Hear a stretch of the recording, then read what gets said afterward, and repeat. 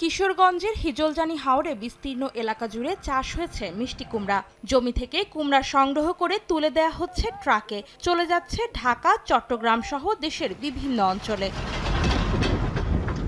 এমন ভালো ফলনেও হাসি নেই কৃষকের মুখে, কারণ মিলছে না ন্যায্য দাম। গেল বছর 20 থেকে 25 টাকা কেজি দরে মিষ্টি কুমড়া বিক্রি হলেও এবারে দাম নেমেছে অর্ধেকে। তাই অনেকের কাছেই এখন গলার কাটা এই কুমড়া। হতাশ হাওরের কৃষকরা। খরচটা কোনো রকমে উঠে বা না উঠে, লেবার কাটায়া জমি চাষ করে সম্পূর্ণ খরচ বাদে আমাদের এবছর কোনো বেনিফিট থাকবে না। খরচ হয়ে প্রায় 12,000, বিহু হইতেছে 8,000, 9,000, 10,000। সর্বনিম্ন 7 টাকা, 8 টাকা থেকে শুরু করে 11 টাকা, 11.5 টাকা পর্যন্ত বাজার আছে। কৃষি বিভাগ জানাচ্ছে, তারাইল উপজেলায় 300 ও ইটনায় 250 হেক্টর জমিতে মিষ্টি কুমড়ার আবাদ হয়েছে। অন্যান্য সবজির আবাদ বেশি হওয়ায় বাজারে মিষ্টি কুমড়ার চাহিদা কম। অন্যদিকে যোগান বেশি থাকায় ভালো দাম পাচ্ছে না কৃষক। এমন তথ্য তুলে ধরে দেরিতে কুমড়া সংগ্রহের পরামর্শ কৃষি বিভাগের। যেহেতু রমজান শুরু হয়ে গেছে, এখনই সব হারভেস্ট না করে ধীরে ধীরে তারা হারভেস্ট করুক।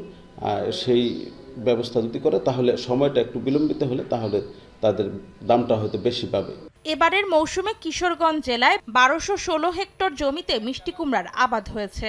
উৎপাদন লক্ষ্যমাত্রা ধরা হয়েছে 25,000 মেট্রিক টন।